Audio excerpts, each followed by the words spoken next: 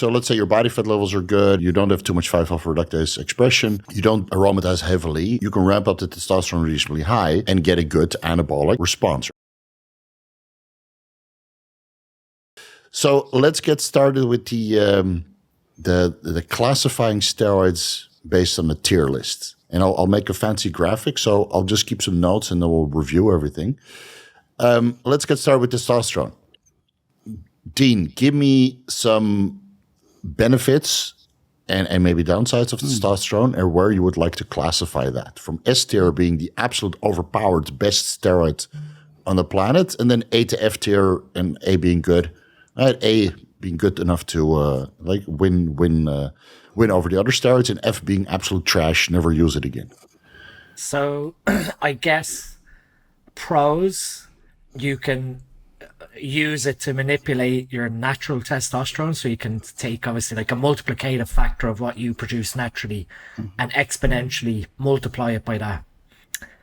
A second one, I guess, is you are giving your body a bioidentical hormone, so something that you already produce naturally, to speak. So from a oxidative stress perspective, it's not going to be probably as, I guess, lowering your antioxidants within your body to the same extent as some of the other pro-oxidative steroids that we're aware of. The cons, I guess, is that testosterone doesn't stay as testosterone. Has, 3 other metabolic pathways. So you've got estradiol production, DHT, and then just being metabolized or sulfated or glucuronidate, and then out it goes out of your body. So you can't definitively say, let's say you take 1,000 milligrams of testosterone, that you're going to get the serum level of 1,000 milligrams of testosterone.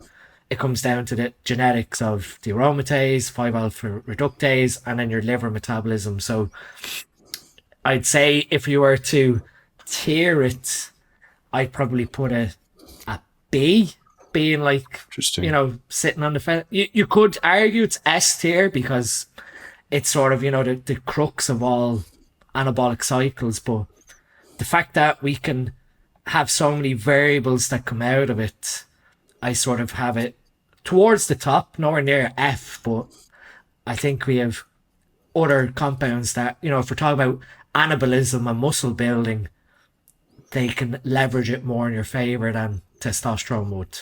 But by all means, testosterone being obviously your base for most anabolic cycles, I put it at B. Okay. B. Okay. Kurt, what is your opinion? I would have given it an A, but I mean, I definitely see his point that it's the only one that has bioidentical estrogen.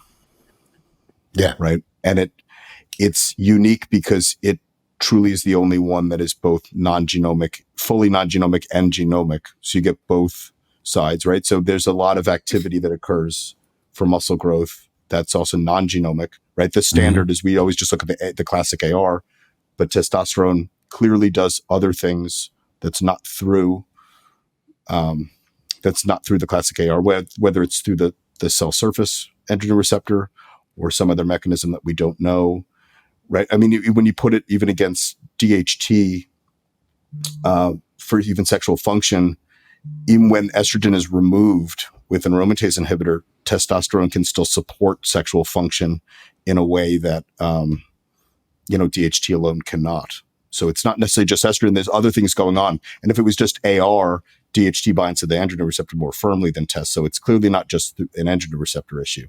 These are kind of where we're kind of left figuring out what some of this stuff actually does. We don't know. No, we still don't know. I mean, I would still give it, I would give it an A because I think you could accomplish, let's say 90% of the effects of all the other drugs with just testosterone up to a point, right? I mean, it's not going to be a linear as you titrate up, but I think, outside of being a pro bodybuilder, being competitive on stage, I would say, if you had testosterone and perhaps growth hormone, you could probably accomplish pretty much anything. True. Versus if you took, if you replace that with equipoise, you're not going to accomplish the same thing. Right. So this is one of the reasons why I would put testosterone in S tier, because it's bioidentical, it's readily available, it's probably the most studied steroid out there. And you can even study testosterone based on endogenous production and get some sort of, details regarding exogenous use. So when you PubMed testosterone or research testosterone, you can get so much data compared to nandrolone, which is probably the second studied steroid out there. Now, the problem with testosterone is the metabolites, right? Yeah. But it seems to be dose dependent. So a genetic dependent too. Yeah, also genetic, right? So let's say your body fat levels are good. You don't have too much 5-alpha reductase expression. You don't aromatize heavily. You can ramp up the testosterone reasonably high and get a good anabolic and a masculinizing response, right? Masculinizing from a point of anabolism. The downside is that if you're a non-responder, you aromatize heavily, you 5-alpha reduce heavily, you glucuronidate heavily and sulfatase, etc., then obviously you don't get so much bang for your buck with testosterone, but that's individual response, and you can circumvent to a certain extent with ancillary medications. So I would say that testosterone is S tier because you produce it already. Your body recognizes testosterone, knows what to do with it. Mm-hmm. And if you live the lifestyle, your body fat levels are low, right? You don't have too much phytoestrogens in your diet.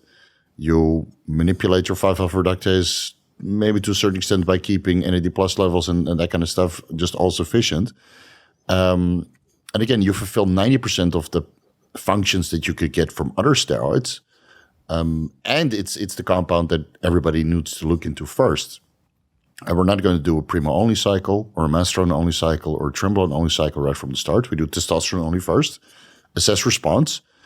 And if you're one of the 1 to 5% people that get an adverse reaction, okay, you're probably less of a chance to get an adverse reaction compared to the other steroids.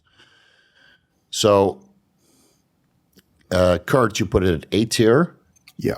And I just want to clarify so people can understand. Yeah. So aromatize, its conversion to estrogen is going to be controlled by a lot of lifestyle things, like you said, and body fat, right? We can manipulate that through what we do with our bodies, where the 5-alpha reductase is determined by your genes. You're born with a set amount of 5-alpha, and that is not a whole lot you can do about that, right? I mean, as you increase doses, you'll get more expression of it because you have more binding that occurs with the dose response, but you're not reducing, you're born that way, right? So if you're unfortunately born with a ton of, that expression, you're born with a ton of it.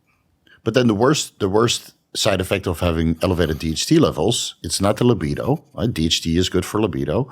DHT might have some anti-cancer benefits by inhibiting estrogen-mediated gene transcription in cancer tissue. So the worst thing about DHT is hair loss. Now, right? Or am I missing something that DHT might be linked to prostate cancer, but the more research you do, the less likely it is, right? The less likely it is. The structure of it dictates that it can't be a carcinogen. Yeah. Because the saturated A ring. So it can't. It would actually be an anti-carcinogen. Right. So if you keep your body fat levels low, your phytoestrogens are zero, right? And you maybe put something in place to reduce aromatization even more. And it could be, could be Cialis, could be zinc, could be, so many natural aromatizers. Don't be so fat. Yeah, exactly. Not being such a fat slob, right? None of us are, luckily, but you'd be surprised how many people taking testosterone and fat slobs.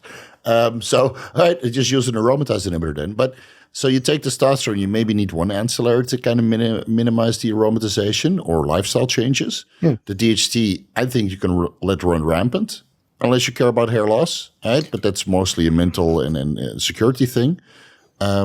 So you have one metabolite that might be beneficial if that's controlled, right? IGF-1 production, lipid levels, skin quality, collagen synthesis up to a certain point, right? We're not going to let our estrogen run wild like some educators like to do.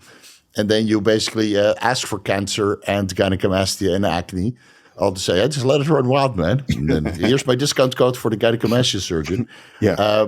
So that seems to be the most problematic thing about testosterone, the excessive aromatization, which you can manage with lifestyle or an aromatase inhibitor. Whereas with other steroids, if you really ramp it up high, you get worse side effects. So I'm still going to pitch testosterone for S tier. Did I convince you guys, or do we need to put it in A to B tier? You can leave it there. We can leave. I was being devil's advocate in the whole scheme of things of being like, really assuming you're not getting the most bang for buck milligram for milligram if you really think about what happens to it from the metabolic pathways. Yeah, But true. True. I'd be convinced if we put it in S, I wouldn't argue against it. Okay, I'm going to put it in S because it's I'm the host. Okay,